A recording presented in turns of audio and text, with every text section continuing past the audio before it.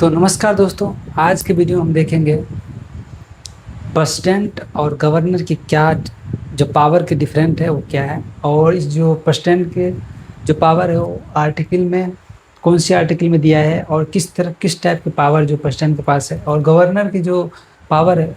क्योंकि गवर्नर जो होता है एक सेंटर स्टेट का होता है। गवर्नर एक स्टेट लेवल होता है, उसके पास स्टेट के एक एग्जीक्यूटिव समझ हेड होते हैं स्टेट के। तो गवर्नर के स्टेट के पावर होता है और प्रेसिडेंट को सेंट्रल लेवल के पावर होता है। देखते हैं इसको कौन सी आर्टिकल में, संविधान में इसको कौन से आर्टिकल में बताया गया है, और किस टाइप की पावर दोनों के पास है, और वीटो पावर भी इन दोनों के पास होता है। और देखते हैं तो जो दोनों जो है ना कॉन्स्टिट्यूशनल हेड होते हैं। आर्टिकल 152 से 58 तक, 52 से 78 तक प्रेसिडेंट है, और 153 से 62 तक गवर्नर है। यानी कि गवर्नर जो है आर्टिकल 153 से 62 तक बताया गया है, और कॉन्स्टिट्यूशनल हेड होते हैं अंडर आर्टिकल 52 से 78 तक प्रेसिडेंट होते हैं। कॉन्स्टिट्यूशनल पोजीशन की बात करें तो constitutional head of the union article 52 होते हैं। ठीक है, आर्टिकल 52 में बताया गया। और ये कॉन्स्टिट्यूशनल हेड ऑफ स्टेट को होते हैं, आर्टिकल 153 है। गवर्नर जो है कॉन्स्टिट्यूशनल हेड ऑफ स्टेट को होते हैं, आर्टिकल 153 बताया गया। अपॉइंटमेंट किस तरह से होता है, तो ये इनडायरेक्ट इलेक्शन होता है, बाय इलेक्टोरल कॉलिग होता है, consisting MP, member of parliament, member of legislative assembly. Article 54 में इलेक्शन ऑफ प्रेसिडेंट के बारे में बताया गया, जिसके अंदर इलेक्टोरल कॉलिग होते हैं, इलेक्टेड मेंबर होते हैं, इलेक्टेड मेंबर ऑफ एमपी, इसके लोकसभा राज्यसभा होते हैं, और एमएलए होते हैं, और ऑल स्टेट के। यहाँ प्रेसिडेंट जो होता है अपॉइंट करता है आर्टिकल 155 के तहत गवर्नर को स्टेट में। टेन्योर क्या होता है, 5 साल होता है। एलिजिबल फॉर री इलेक्शन के लिए एलिजिबल होते हैं। ये 5 ईयर होते हैं। Hold office at the pleaser of president, यानी कि इसका कोई टर्म डिसाइड नहीं है। 5 साल तो रहते हैं, लेकिन hold office during pleasure of president होते हैं। ठीक है। ओथ एडमिनिस्ट्रेशन की बात करें, chief justice of India article 60 के तहत, chief justice of high court of state article 159 के तहत। काउंसिल ऑफ मिनिस्टर की बात करें, aid and advice of president of India at union level and article 74 के तहत। Aid and advice of governor at the state level article 163 के तहत। Executive power की बात करें तो executive power of the union and all the executive action are taken in the name of president, article 53 बताता है। And executive power of state की बात करता है। And all the executive action are taken in the name of governor, article 154 है। Article 154 है, all the executive taken in the name of state.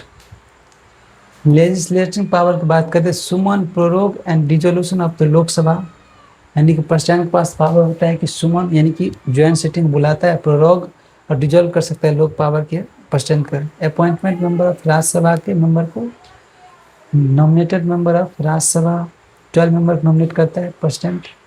Art, literature, science and social service, ये 4 field होते हैं। Art, literature, science and social service, ये 4 field से जो expert होते हैं उसको अपॉइंट करते हैं। Assent and bill passed by the President Parliament, article 85, 80, 81 और 111 तक जो असेंट करते हैं बिल को। यहाँ पे भी summon, prorogue and dissolve state legislative assembly. Appoint 1/6 member of the legislative council where exist.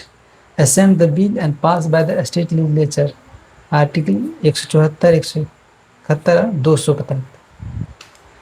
Functional power, financial power की बात करें, money bill introduce only with the president recommendation. Money bill introduce only with the president recommendations. And ले annual financial statement, budget जिसको कहते हैं, before the parliament, article 117 और 112 बताता है। यहाँ पे money bill introduce only with the governor recommendation and ले एनुअल फाइनेंशियल स्टेटमेंट, बजट जिसको कहते हैं, before the state legislature, article 207 से 2। जुडिशियल पावर की बात करते हैं, अपॉइंटमेंट ऑफ जज of supreme court and high court की बात करता है। यानी प्रेसिडेंट के पास पावर है तो अपॉइंटमेंट ऑफ जज एंड सुप्रीम कोर्ट के अपॉइंट कर सकता है।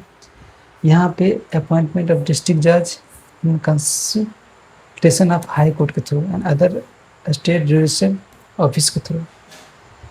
Grant of pardon, reprieve, respite, remission and commutation की बात करता है।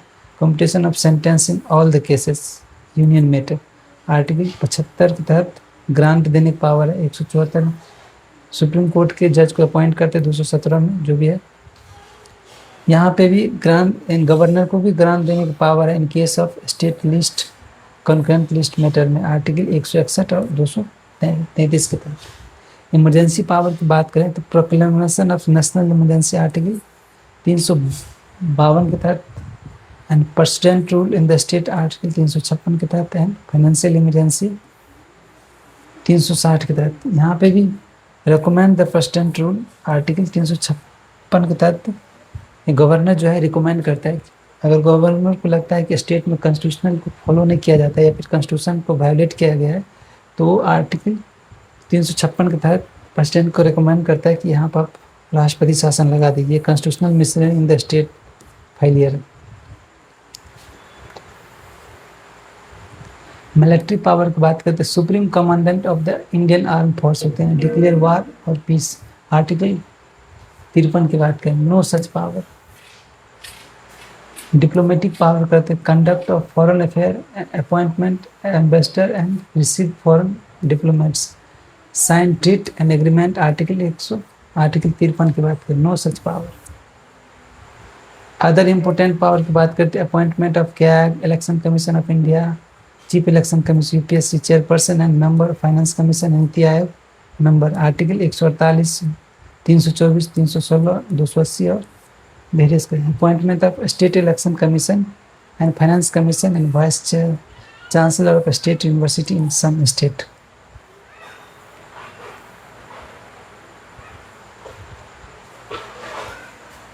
President is head of the union होते हैं and governor is the head of the state होते हैं।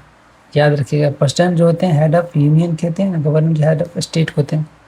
प्रेसिडेंट इंजॉय करते हैं more power function than governor and both are the aid and advice of respective council of minister except dictionary situation. Specially governor के पास power होते हैं special circumstances. यानी कि डिक्शनरी पावर की बात करें तो यहाँ पे गवर्नर के पास डिक्शनरी पावर होते हैं, स्पेशल पावर दिया गया है। प्रेसिडेंट के पास डिक्शनरी पावर नहीं होती है, यानी कि अपनी इच्छा से कोई चीज़ डिसीजन नहीं ले सकता। एड एडवाइस जो काउंसिल ऑफ मिनिस्टर की एडवाइस पर काम करेगा प्रेसिडेंट। यहाँ पे क्या है, बोथ आर कॉन्स्टिट्यूशनल हेड होते हैं, both have executive, legislative, judicial and finance power होते हैं, both appointment council of minister and both summon, prorogue and some cases and dissolve the legislative assembly and house at their level and both power to grant pardon, president more existence। यहाँ अगर बात करें तो basis president और governor की बात करें, position head of union and head of state होते हैं, इनडायरेक्ट इलेक्शन होते हैं, इसमें भी अपॉइंटमेंट प्रेसिडेंट होते हैं, काउंसिल एडवाइस होते हैं, aid and advice council of minister पे, यानी प्रेसिडेंट जो काम करते हैं एड एडवाइस करते हैं, ये भी aid and advice of minister of state के काम करते हैं। पावर के होते हैं मोर एक्सटेंसिव पावर होते हैं, उसके बाद पावर लिमिटेड होते हैं। इमरजेंसी प्रोक्लेम कर सकते हैं, कैन रिकमेंडेड कर सकते हैं इमरजेंसी के। मिलिट्री एंड डिप्लोमेटिक पावर की बात करें, यस इसके पास नहीं होते हैं। प्रेसिडेंट जो होते हैं आर्टिकल 52 और 78 से लेकर होते हैं, स्पेशली ये सब आर्टिकल प्रेसिडेंट को होते हैं।